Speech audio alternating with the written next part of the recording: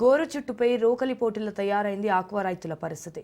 గత ప్రభుత్వంలో వివక్షకు గురై ప్రభుత్వ సహకారం అందక అనేక ఇబ్బందులు పడ్డ ఆక్వా రైతులు ప్రస్తుత ప్రభుత్వ విధానాలతో కొంత ఊపిరి పీల్చుకుంటున్నారు.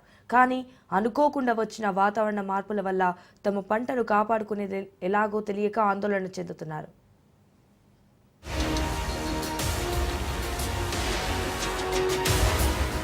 ఆక్వాసాగ్ అంటే కత్తిమీద సాములాంటిదే. ఎకరాకు ₹1,00,000 చొప్పున చెరువులకు ముందుగా యజమాని చెల్లించాలి. ఆ తర్వాత మంచి రొయ్య పిల్లల్ని ఎంచుకోవడం, పంట పండితే మంచి రేటుకు అమ్ముకోవడం ఒకే ఎత్తు. ఇక దిగుబడి రాకపోతే రైతు తీవ్రంగా నష్టపోతాడు. కానీ ఒక్కోసారి దిగుబడి వచ్చినా కొనుగోలుదారులు కుమ్మక్కే ధరలను తగ్గించడం వల్ల కూడా ఆక్వా రైతులు నష్టపోతున్నారు.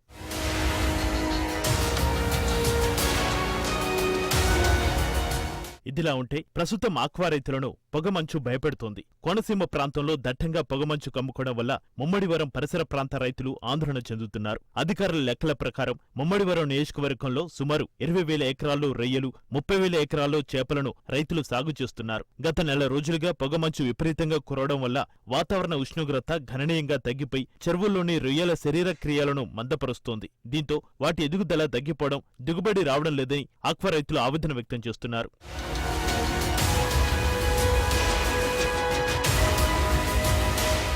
ఉదయం 9 గంటల వరకు కూడా సూర్యకాంతి అందకపోవడం వల్ల నీటిలోని ఫైటోప్లాంక్టన్లు కిరణజన్య సంయోగ క్రియను నిర్వహించలేక ఆక్సిజన్ స్థాయిలు హఠాత్తుగా పడిపోతున్నాయి. ఫలితంగా రొయ్యలు శ్వాసక్రియ సమస్యలతో ఇమ్యూనిటీ కోల్పోయి వైరల్ బ్యాక్టీరియా సోకి కొన్ని చనిపోగా మరికొన్ని రోగాల బారిన పడుతున్నాయి. ఇప్పటివరకు వరుస తుఫాన్లు, వ్యాధులతో ఇబ్బంది పడ్డ చేపల, రొయ్యల సాగు రైతులు తాజాగా మంచు కారణంగా నీటిలో చల్లదనం పెరగడంతో చెరువులోని రొయ్య చేపలను కాపాడుకునేందుకు నానా అవస్థలు పడుతున్నారు.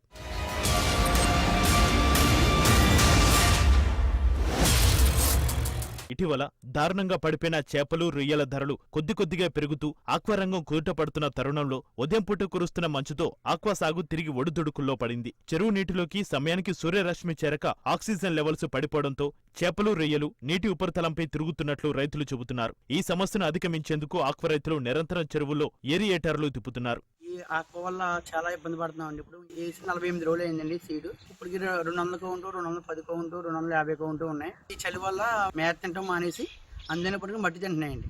ఈ రేట్లు ఇవన్నీ కరెక్ట్గా ప్రభుత్వం అన్ని సమకూర్చింది, బాగానే చేస్తుంది. కానీ ఏంటంటే వాతావరణం మనకు అనుకూలించకపోవడంతో చాలా ఇబ్బంది పడుతున్నాం. విద్యుత్ సరఫరా లేని చెరువుల వద్ద డీజిల్ ఇంజన్లతో ఏరియేటర్లు 24 గంటలు తిప్పాల్సిన పరిస్థితి ఏర్పడింది. కొందరు రైతులు చెరువుల్లో ఆక్సిజన్ లెవెల్స్ పెంచడానికి రసాయనాలు చల్లుతున్నారు. నిరంతరం ఏరియేటర్లు వేయడం వల్ల అధిక వ్యయం అవుతుంది. పొగమంచు వల్ల నిరంతరం చెరువులపై శ్రద్ధ తీసుకోవాల్సి వస్తుంది. ఈ 4 సంవత్సరాల నుంచి మాకు బాగుపోయిన సంవత్సరం నుంచి కొద్ది మార్కెట్లు అది బాగున్నాయి. 15-20 రోజుల నుంచి మంచి పట్టడం వల్ల ప్లాంటేషన్ వదిలేయటం, డిఓ ప్రాబ్లం రావటం నానా బీభత్సంగా ఉంటుందండి. కొద్ది రైలు కూడా ఇబ్బంది పెడుతున్నాయి. దానికి అయిన కాడికి అమ్ముకోవాల్సి వస్తుంది. దానికి ప్రభుత్వం మా యందు దయించి సహకరిస్తారని మేము ప్రార్థిస్తున్నాం. ఉదయం మంచు, మధ్యాహ్నం ఎండ, రాత్రి చలి వంటి ప్రతికూల వాతావరణంతో రొయ్యలకు వైరస్, తెగుళ్లు వంటివి సోకకుండా కాపాడుకునేందుకు రైతులు నానా అవస్థలు పడుతున్నారు. చెరువుల్లో ఉష్ణోగ్రతలు తగ్గితే నిరంతరం ఏరియేటర్లు తిప్పుకోవాలని, రొయ్యలు పెద్ద కౌంటుకు చేరుకుంటే pH లెవెల్స్ ఎప్పటికప్పుడు సరిచూసుకోవాలని, ఆక్సిజన్ తక్కువగా ఉంటే పొటాషియం పర్మాంగనేట్ వాడాలని ఆక్వా టెక్నీషియన్లు రైతులకు సూచిస్తున్నారు. ఈ పొగమంచు వల్ల మేము చాలా ఇబ్బంది పడుతున్నాము. మార్నింగ్ టెంపరేచర్కి, నైట్ టెంపరేచర్కి చాలా వేరియేషన్ వచ్చేస్తుంది. దీనివల్ల ఏంటంటే మాకు ఆక్సిజన్ లెవెల్ డ్రాప్ అయిపోయి రొయ్యలు స్ట్రెస్కి గురయ్యి రోగాలకి బారవుతున్నాయండి. దీనివల్ల మేము చాలా ఇబ్బంది పడుతున్నాం. దేశానికి విదేశీ మార్గద్రవ్యం అధికంగా సంపాదించి పెట్టే ఆక్వా రంగానికి కొత్తగా ఏర్పడిన కూటమి ప్రభుత్వం హెచ్చరీలపై ఆజమాయిషీ చేపట్టి రైతులకు నాణ్యమైన రొయ్య పిల్లలను అందించేలా చూడాలి. కరెంటు ఇతర ప్రోత్సాహకాలను కలుగజేయాలని ఆక్వా రైతులు కోరుతున్నారు.